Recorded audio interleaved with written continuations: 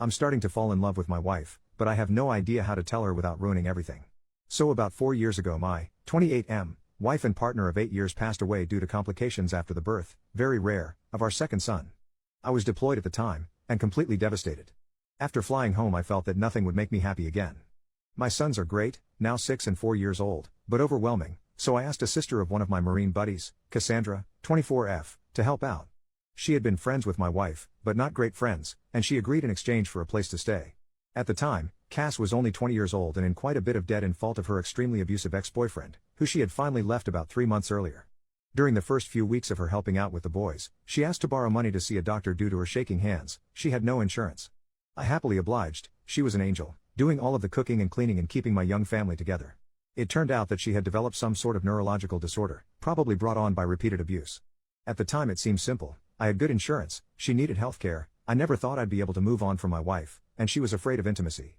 I agreed that I would marry her, but keep our platonic relationship. She promised not to burden me with her debt, and we had a prenuptial agreement and all. I know that this is fraud of the government, hence the throwaway, but we were both so damaged and needed somebody, even if not intimately. The past 3 years have been about as good as expected, if not better. Cass is great, better than great. She keeps the house spotless, had food ready every night when I get home, and has been working overnights as a baker and almost has her debt paid off. Her condition has improved greatly also, due to the great medical care she was able to receive. With the boys, she is a saint.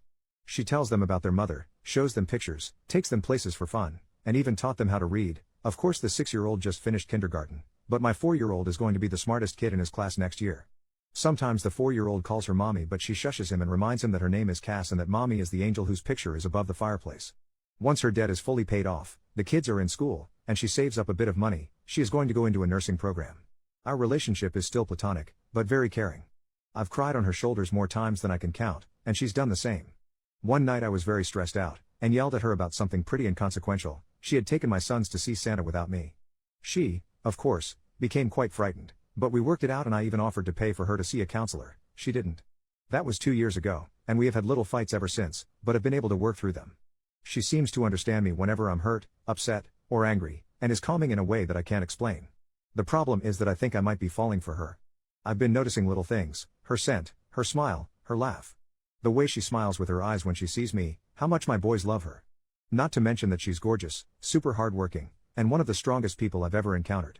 A few nights ago I almost kissed her after we had put the boys to bed, and her hugs goodbye have started lasting a little bit longer. The other day she was taking a nap in my bed, she was washing her sheets, and I wanted to join her. Not make love with her, just lay with her and hold and kiss her. I don't know what to do, or how to even bring this up. It's been 4 years since my wife died. I can only think of a quote from A Song of Fire and Ice books, in which a character says that when the sun has set, no candle can replace it. Meaning that since his true love has died, nobody could replace him. That's how I used to feel, but there have been days where my thoughts have been occupied with Cass, and I haven't even thought about my wife. I feel bad about it, and I still miss her, but I never thought that I'd be able to move on. I feel guilty and disloyal. At the same time, I want her. Not just intimately or physically, I want to be romantically intimate with her, not just as friends. I don't know how to bring it up. I don't want to scare her or make her uncomfortable, but this is becoming more difficult than I could have ever imagined. I was thinking about asking her to get dinner, just the two of us, and bringing it up. But what if she refuses? How can I gauge her interest? If it means anything, the other day she was having a hard time with the boys, they were restless and being out of hand, so I brought her home some of her favorite flowers. She was extremely giddy and gave me another lasting hug and a quick kiss on the lips. I was taken aback, but she pranced around, finishing dinner and putting the flowers in a vase. Literally, what does this mean? Edit, screw it. It's been an hour on here and you've convinced me to tell her. I've called her favorite fancy restaurant and made a reservation. Her brother agreed to babysit, and let her and or I stay at his place tonight if she isn't into it or feels uncomfortable. She paid off her debt this morning, apparently, just texted me a picture of the check, and next week is our 3-year anniversary, so that is the prelude. I'm going to tell her at dessert. I'm nervous as shite. First update, 10 hours later, everything went amazing. Just got home. Love Reddit. I will update tomorrow. Time to go make out with my wife. Second update, 20 hours later, last night was hectic as shit at first. Our younger son had eaten what he calls a giant fuzzy spider and Cass wanted to take him to the hospital, even though he was fine.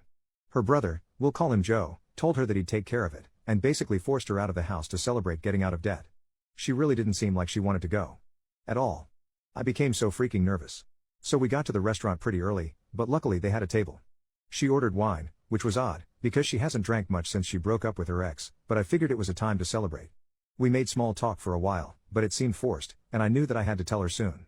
So, before the entrees even came, I said that I had something to talk to her about. She didn't smile and told me that she knew. Joe told her. And my goddamn heart almost stopped. I instantly told her that I was so sorry. I didn't want her to find out that way. I wanted to tell her myself. She shook her head, kinda frowned, and said that it was okay. She just wanted me to be happy and that I deserved it. I told her that I didn't want to stress her out or make her uncomfortable, but I just needed to tell her, and see how she felt, and that it was completely up to her. She gave me a look and said that it actually was up to me, and just to do what made me happy. She said that she was probably going to move out after her program ended, and promised to stay out of the way until then. It was then that I realized something was a bit off, and asked what the heck Joe had told her. She said that he told her I wanted to take her out to dinner to tell her that I had started developing feelings for a girl, and wanted to ask Cass if it would be okay if I asked this girl out. It was then I realized that Joe had set me up for the most climactic pickup line ever to exist. Our entrees came. I had shrimp and pesto gnocchi, and she had crab legs for you detail lovers, and I explained that, yes, I had started developing feelings for a girl, I just didn't want it to mess up what we had. She said that it wouldn't mess anything up, she still loved the boys and would take care of them in the house. I continued to then explain that I wasn't going to ask the girl on a date, though, and she asked why not. Then I dropped my smoothest line I've ever dropped. Because I'm already on a date with her. Right? Thanks Joe, because he must know about your planned movie and really wanted that line. She gave me this look that she gives my sons when they tell her things like I'm going to the mall by myself or I have a girlfriend named Sarah. Then she looked away, smiled and shook her head and asked really? I nodded and told her that I cared about her more than anybody else alive, other than my sons, that I loved our family, and that I had fallen in love with her. She then took a drink of wine, rolled her eyes, and said it's about freaking time, Alex. And I'll never forget what happened next. Maybe it was a faux pas, but I leaned across the table and kissed her. Spilling her wine. But neither of us cared and we kissed for about a minute, before she told me to get off her before her crab legs got cold. This was joking, but not. You'd have to know her. After leaving the restaurant we got ice cream and sat around and kissed some more, before heading home. Joe was sitting on our couch watching one of those VH1 dating shows with a shit-eating grin on his face, and Cass ran in, screaming at him that he ruined everything and that she was going to have to move in with mom now. We let him believe it for about 5 seconds before bursting into laughter. He shook my hand and told me that the boys were sleeping and left. I picked Cass up and kissed her and carried her to my room where we, made out for like 2 hours and snuggled the shit out of each other. She isn't ready for anything else, but emphasized yet. I'll give her all the time in the world. At one point the youngest son came in because of a nightmare, and brought his dog, a golden retriever puppy, and claimed that the doggy was scared so we of course, let him in. I woke up early to make everyone breakfast, and am about to go and kiss my wife goodbye, and ask my boss for the second part of the day off so that I can spend more time with her while the boys are at school and preschool. I'm really sorry I haven't replied to everything. I was a little busy, but thank you all for the support. Second update, 2 days later, my wife and I are doing fine. But I'm still unsure how to provide proof. I've lost the receipt for the restaurant and didn't pay with a card, and won't post pictures for obvious reasons, such as years of defrauding the government. But I will deliver and find a way. I promise, as a man of my word. Haven't I always delivered so far? And to those of you who are talking about a second wedding ceremony, we just kissed for the first time 2 nights ago. Overly attached Reddit? Finally, thank you to whoever gave me gold. I spent about $25 last night buying Joe beers. But next time, please use that money for real good. Take a vet to lunch, learn CPR, I don't know. But again, many thanks to you. I promise I'll update again in the future, but don't be angry if it isn't very often. I've been a little busier than normal. Cheers. Third update, about 3 months later. Apparently I can't post this as an update because of some rule. It's fine. I'd advise anybody to look through my past submissions. I don't think I can post them on here, if you are interested in what happened about a month ago. But apparently this is a different issue. Hey everybody. I hope your workday is going well. My day has been crazy. Everything has been going wonderfully lately though. It was somewhat strange at first explaining it to our friends and family, but most of them had already caught on. Including my sons, who act as if nothing has changed. I'm pretty sure that they knew the entire time. Anyways, last night I came home and Cass was out of it. Dinner was burnt, which is no big deal. I can't really cook well or anything, but it's out of character for her, and she was drinking, lightly, only 1 or 2 glasses of wine. I asked her what was wrong. Obviously I was concerned, and she told me that her ex-boyfriend got parole last week. I was flabbergasted, since she should have been able to testify at his parole hearing I believe. Apparently the crime that he was incarcerated for was unrelated to the abuse, which I had always assumed was the reason, but Cass had been, 1, assured it would put him away for a decade at least and, 2, had been far too afraid to testify against him or press charges. Apparently he'd been arrested for this felony, and when he was being held, he asked her to post bail, but instead she asked my first wife for help moving out and moving on. I don't know what to do. I don't think that we have any legal ways to put him back into prison. She knows that she should have gone to the police and is guilt-ridden and upset about it now. I know that she's going to be safe, because if he tries to even contact her, I'll take a legal recourse of action to make sure that he doesn't so much as touch her. I've taken off work today, but promise that even when I go back, I'll have my buddies stopping by throughout the day. But I don't know how to make her feel safe. I've contacted my lawyer about filing a restraining order, and he said it shouldn't be too hard, but she's a mess. I just don't know how to make her believe that she's.